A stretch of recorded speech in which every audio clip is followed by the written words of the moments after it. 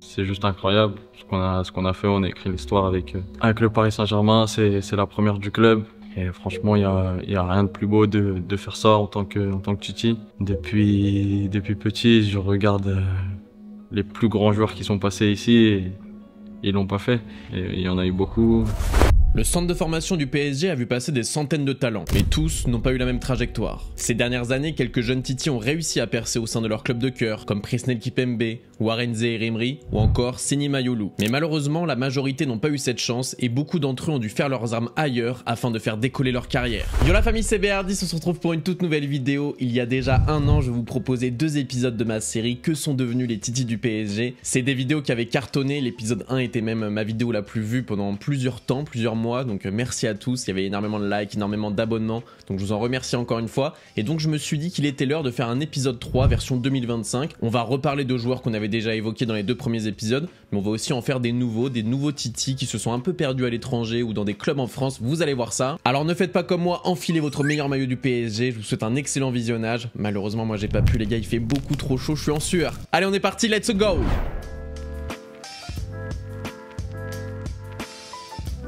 Que devient Édouard Michu en 2025? Lorsqu'on s'était quitté il y a un an, Édouard Michu avait rejoint Adana Demirspor en Turquie, et pour ceux qui n'avaient pas suivi, ça a tout simplement été la meilleure saison de la carrière d'Édouard Michu, mais malheureusement il a dû quitter le club en raison de salaires impayés. Le Français se retrouvait donc libre de tout contrat en début de saison et disposait de plusieurs propositions, comme l'Étoile Rouge de Belgrade qui disputait la Ligue des Champions. Mais contre toute attente, en novembre 2024, il choisit de rebondir au Fortuna Sittard aux Pays-Bas. Et depuis son arrivée, c'est pas mal du tout, il a disputé 18 matchs pour 1 but et 1 passe D, mais il est un petit peu utilisé dans un rôle hybride de ailier droit meneur de jeu, alors qu'à la base c'est un vrai milieu central. À 22 ans, Édouard Michu est plutôt sur une bonne lancée pour retrouver l'élite du football, et son rêve est tout simplement de jouer en première ligue après avoir connu la Championship avec Sunderland. Bonne chance Édouard. Que devient Kais Ruiz-Zatil en 2025? L'année dernière je vous avais parlé de lui, et le moins que l'on puisse dire c'est qu'il avait pas du tout apprécié, il m'avait insulté dans les commentaires. Sans rancune Kais. Mais avant de s'intéresser à son présent, revenons un petit peu sur son passé. Le milieu offensif a été préformé à l'Olympique Lyonnais puis au FC Barcelone avant de rejoindre le PSG en 2015 à 13 ans. C'est d'ailleurs au Paris Saint-Germain qu'il a signé son premier contrat professionnel car il performait très bien avec le U19.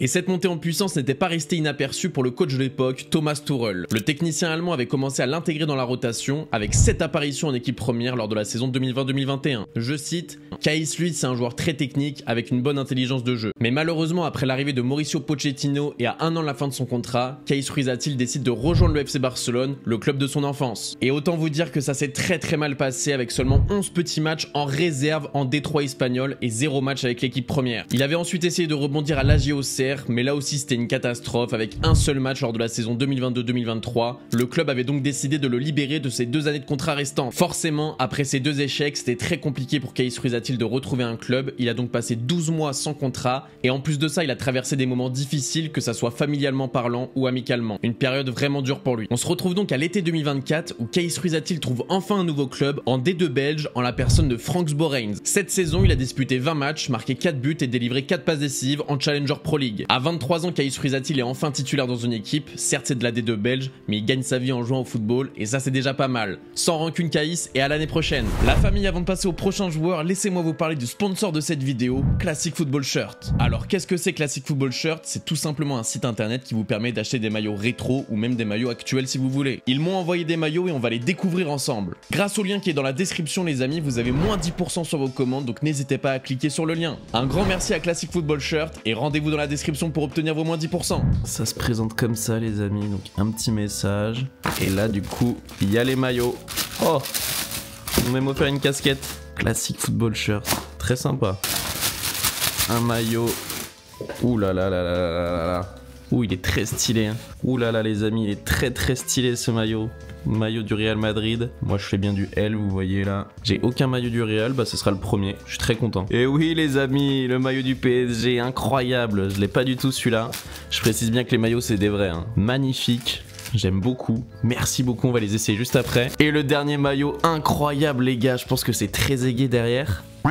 Mais non, c'est Benzema. Mais non, Chouf, c'est Karim Benzema. Incroyable Karim Benzema. Un de mes joueurs préférés. Magnifique. Ils me connaissent bien. Les maillots sont exceptionnels, les gars. On va les essayer tout de suite. On commence donc par le maillot du Real Madrid, les gars. Incroyable. J'aime beaucoup. Ça taille super bien. Ça régale. Le second maillot du Paris Saint-Germain de l'année dernière, si je dis pas de bêtises, donc 2023-2024, si je me rappelle bien. Il passe plutôt bien. Je vais mettre cet été, tranquille. Il est blanc, il passe très bien. Un petit maillot sympa. Je mettrai un bon 7 sur 10. Le maillot du Real, je mettrai un bon 9 sur 10. Et on termine avec ce maillot exceptionnel de Karim Benzema, là, un peu oversize, comme j'aime bien. Trop stylé, numéro 9 en équipe de France. Il a pas été longtemps. En tout cas, j'aime beaucoup lui. Je pense que c'est mon préféré. Je mettrai un 9,5 sur 10. Les amis, si vous voulez commander des maillots sur Classic Football Shirt, c'est 100% des authentiques. Vous avez des maillots rétro, des maillots actuels. Mais bon, le principe, c'est quand même d'acheter des maillots rétro. C'est plus sympa et c'est vraiment leur spécialité. Vous avez le code BR10, c'est le lien en description pour avoir moins 10% les amis. Ça vous permet de faire des économies grâce à votre youtubeur football préféré. Voilà, je vous prends pas plus de temps les amis. Merci beaucoup à Classic Football Shirt, vous êtes des frères. Code BR10, lien dans la description. Merci beaucoup. Et n'hésitez pas à aller vous acheter des superbes maillots pour être très beau cet été. Que devient Adil Aouchiche en 2025? Aouchiche, c'est l'un de ces titis dont on a longtemps espéré l'explosion au plus haut niveau. En 2023-2024, le milieu de terrain enchaîne enfin une saison plutôt régulière avec Sunderland en Championship. 28 matchs, 2 buts et 2 passes D. Une saison plutôt correcte pour un joueur qui essaye de percer dans l'exigeant football anglais. Mais malheureusement, la suite est plus compliquée. Il débute la saison 2024-2025 toujours avec Sunderland qui vise la montée en première ligue. Il y joue 8 matchs et délivre une passe décisive, mais ne parvient pas vraiment à s'imposer comme un titulaire indiscutable. Résultat, en janvier 2025, il est prêté à Portsmouth, toujours en Championship. Là-bas, il espère gratter un petit peu plus de temps de jeu, mais malheureusement, l'alchimie ne prend pas. Peu d'impact, peu de minutes et un prêt qui ne restera clairement pas dans les mémoires. Au total, cette saison, il a disputé 20 matchs de Championship, mais seulement 5 titularisations, c'est trop peu. Cet été, Aouchiche revient donc à Sunderland, un club tout juste promu en première ligue. Sur le papier, c'est une superbe opportunité, mais dans les faits, c'est plus compliqué, ça va être très dur pour lui de s'imposer là-bas. Le joueur est toujours sous contrat jusqu'en 2028 et dispose de 3 choix à mon sens. Le premier, essayer de s'imposer à Sunderland. Le second, demander un prêt en Championship ou à l'étranger.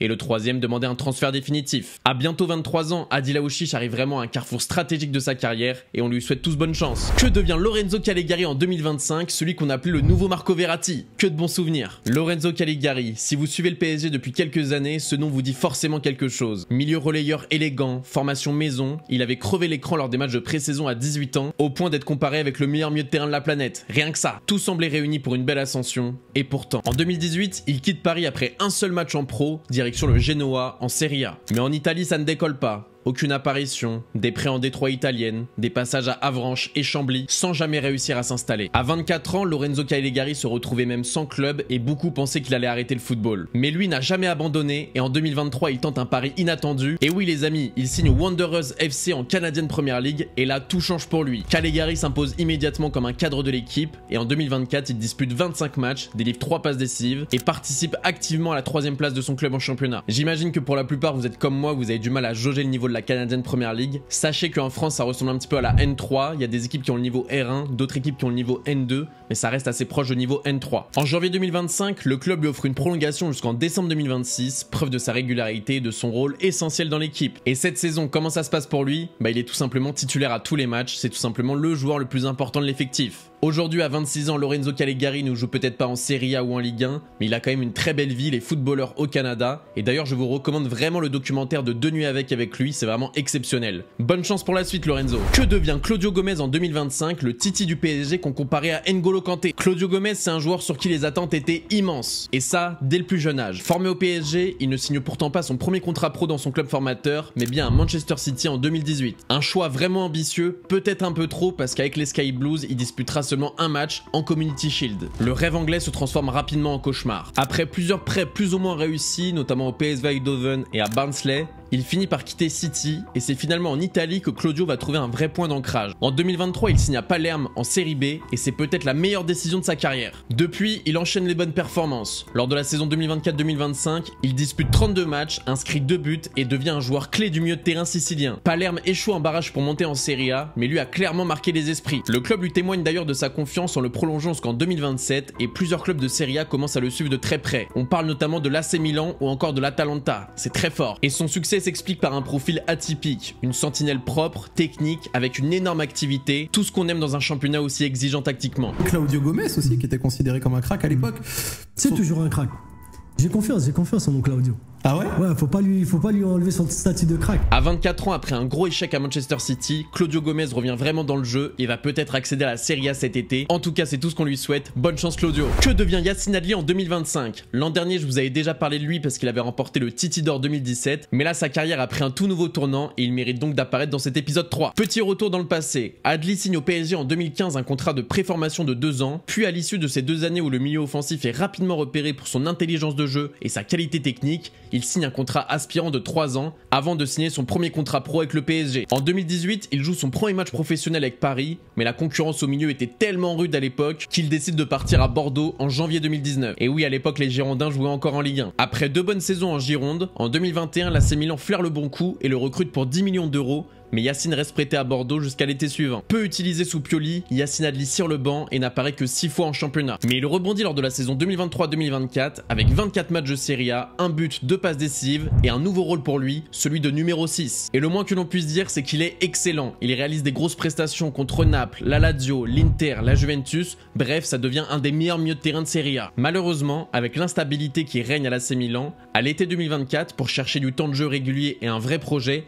Adli est prêté à la Fiorentina. Et là, il devient un milieu de terrain encore plus complet. 26 matchs de Serie A, 4 buts, 6 passes décisives. Adli devient tout simplement un élément incontournable du milieu toscan. D'ailleurs, il ne dispute pas seulement la Serie A mais aussi la Conference League et s'arrêtera en demi-finale. Son jeu de passe verticale et sa vision font merveille dans une équipe joueuse. Selon la presse italienne, la Viola envisage sérieusement de lever l'option d'achat fixée à 10 millions d'euros. D'ailleurs, c'est marrant parce que l'année dernière, quand j'ai parlé de Yacine Adli dans l'ancien épisode, il y a un abonné qui avait commenté, qui m'avait dit qu'il avait grandi avec Yacine Adli, que c'était quelqu'un de très gentil, très humble, très modeste et qu'il méritait vraiment son succès. Donc si jamais vous voulez en savoir plus sur Yacine Adli, n'hésitez pas à aller voir son Zach Oro libre avec Zach Nani, c'est vraiment une excellente émission. Que devient Moussa Diaby en 2025? Moussa Diaby, c'est l'exemple parfait du Titi parisien qui a réussi à tracer sa route à l'étranger. Formé au PSG, il fait ses débuts en pro en 2018 avant de s'envoler pour le Bayer Leverkusen en 2019. En Allemagne, il explose littéralement. 172 matchs, 49 buts, 48 passes décisives. En juillet 2023, il rejoint Aston Villa pour un montant record de 52 millions de livres et lors de la saison 2023-2024, il dispute 54 matchs toutes compétitions confondues,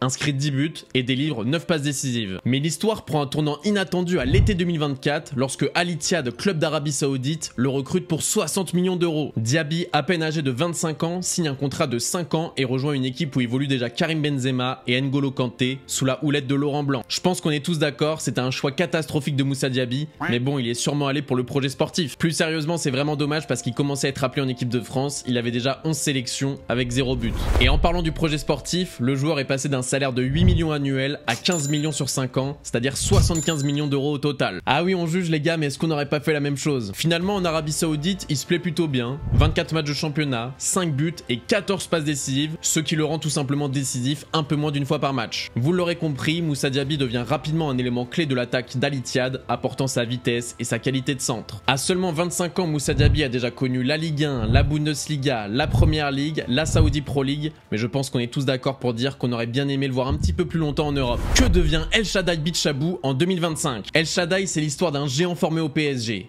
Du haut de ses 1m96, il est repéré très jeune par le club et signe son premier contrat professionnel en 2021. Et en 2022, c'est le jackpot pour lui puisqu'il fait ses débuts en Ligue 1, devenant à 16 ans et 213 jours le plus jeune défenseur à porter le maillot parisien en Ligue 1. Mais bon, vous le savez, au PSG à ce moment-là, il y avait énormément de concurrence au poste de défenseur central, Marquinhos, Kipembe, Skriniar, Lucas Hernandez, Nordi Mukele. Il a donc préféré aller voir ailleurs pour continuer sa progression aux grandes dames des supporters parisiens. C'est donc comme ça qu'après quelques apparitions encourageantes, notamment sous Christophe Galtier, Bichabou décide de rejoindre le RB Leipzig en juillet 2023 contre 15 millions d'euros afin d'avoir un environnement propice au développement des jeunes, à contre-cœur pour le PSG qui voulait absolument le garder. Sa première saison en Bundesliga est malheureusement freinée par une énorme blessure au genou qui le tient éloigné des terrains pendant près de 6 mois. Il ne joue que 29 minutes en 6 matchs sur l'ensemble de la saison 2023-2024. Mais cette saison, El Shaddai Bichabou est revenu en pleine forme. Il a participé à 21 matchs de Bundesliga et à 4 matchs de Ligue des Champions. Marco Rose, l'entraîneur de Leipzig, a été impressionné par sa puissance physique et le considère comme l'un des plus grands espoirs défensifs de Bundesliga pour les prochaines années. À 20 ans, El Shaddai Bichabou confirme peu à peu les espoirs placés en lui et forme une charnière extraordinaire avec Castello Luqueba. Est-ce que tu te souviens de Alec Georgen et est-ce que tu sais ce qu'il devient en 2025? Alec Georgen, latéral droit très prometteur, rejoint le centre de formation du PSG à l'âge de 13 ans. Titulaire indiscutable chez les jeunes, il remporte la Youth League en 2016 avec la génération Nkunku, Iconé, Augustin. Il signera pro dans la foulée mais est complètement barré par la concurrence Thomas Meunier, Dani Alves, c'est quand même du lourd sur le papier. Au final, Georgen dispute seulement un match officiel avec le PSG en Coupe de France en janvier 2017. Mais malgré ça, 4 mois plus tard, le PSG le prolonge. En janvier 2018, il se fait prêter 6 mois à l'AZ Alkmaar, mais ça a été un gros flop, seulement 4 matchs avec l'équipe réserve. Entorse au genou et à la cheville, contracté en amical contre l'Atlético Madrid à l'été 2018. Il a tout simplement été out toute la saison et a quitté le club à la fin de saison puisque la réserve du PSG a été supprimée. En 2019, Georgen trouve un nouveau projet en national à Avranches. Bilan de la première saison, 11 matchs en national avec un petit but marqué, toujours sympa. Et après ses bonnes prestations, en juin 2020, c'est Auxerre qui tente le coup, mais la bonne saison collective ne lui permet pas de se faire sa place au sein de l'équipe première et malheureusement il sera très peu utilisé avec une seule apparition en Ligue 2. Et un an plus tard, après 2 saisons galères à Auxerre, il sera prêté à Concarneau en national et là c'est la révélation. Dans le Finistère, il réalise une saison complète et participe à la montée des Concarnois en Ligue 2 et termine la saison dans l'équipe type du championnat. En fin de contrat avec Auxerre, il signe donc définitivement à Concarneau en 2023. Pour son retour en Ligue 2, il réalise une saison convaincante avec 35 matchs joués et 4 passes décisives. Mais malheureusement, collectivement, c'est très compliqué et Concarneau descendra en national. Cette saison, il a rejoint l'USL Dunkerque, fraîchement promu en Ligue 2. Il s'est imposé comme un titulaire important dans l'effectif dunkerquois et vous le savez peut-être, le club a réalisé un très beau parcours en Coupe de France et s'est fait éliminer par le club formateur de Alex Georgen, le PSG, en demi-finale. Un beau clin d'œil. À 26 ans, Georgen n'a pas percé au très haut niveau comme prévu, mais il est devenu un joueur solide de Ligue 2 et d'ailleurs cette saison Dunkerque est passé très près de monter en Ligue 1.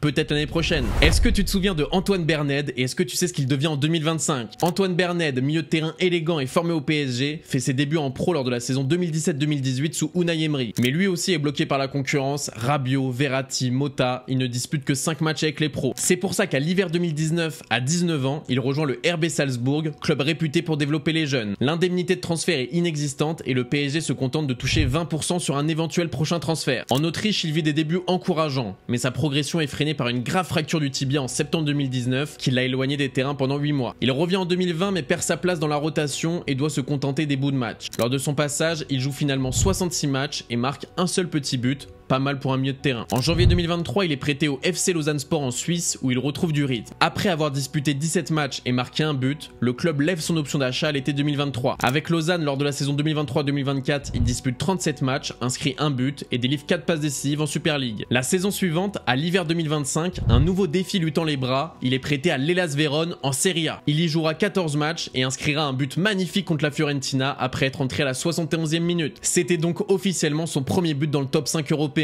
Magnifique. Son style posé, sa capacité à casser les lignes et sa maturité plaisent à l'entraîneur Marco Baroni. Le club italien a même trouvé un accord définitif avec Lausanne pour le signer pour 2 millions d'euros cet été. Berned montre enfin qu'il peut s'imposer dans un championnat du top 5 européen. À 25 ans, la carrière de Antoine Berned décolle donc enfin et on lui souhaite plein de bonnes choses en Serie A. Que devient Metehan Gökçlu en 2025? Et désolé déjà à tous les Turcs pour ma prononciation. Metehan Gökçlu. Pour ceux qui suivent les jeunes du PSG depuis quelques années, vous connaissez forcément ce nom. Attaquant franco-turc, très en vue avec le U19 parisien, notamment en Youth League. Il était tout simplement considéré comme l'un des plus grands talents offensifs de la génération 99-2000. Et il a commencé très fort, puisqu'en avril 2019, première apparition avec les pros sous Thomas Tuchel en Ligue 1, et il marque dès son premier match contre Nantes. Et personnellement, je m'en rappelle très bien parce que j'étais au stade. C'était complètement un départ de rêve pour lui, mais la suite est bien plus compliquée. À l'été 2019, il quitte le PSG pour tenter sa chance à Rennes en Bretagne, contre 1,5 million d'euros. Un transfert qui semblait logique pour un jeune en quête de temps de jeu. Mais en Bretagne, il ne jouera pas une seule minute avec les pros, plombés par les blessures. En 2020, il est prêté dans ma ville de naissance à Valenciennes en Ligue 2, et là encore, il peine à convaincre. 12 matchs, 0 but. Puis, en 2021, vient un nouveau départ pour lui, aux Pays-Bas, au FC Emmen, en 2e division. Et là, petit regain d'espoir. Il marque 2 buts en 9 matchs et participe à la montée du club en Eredivisie et semble enfin relancer la machine. Mais la saison suivante, en première division néerlandaise, il retombe dans l'ombre. Une seule petite apparition. Il signe alors à Roda JC en D2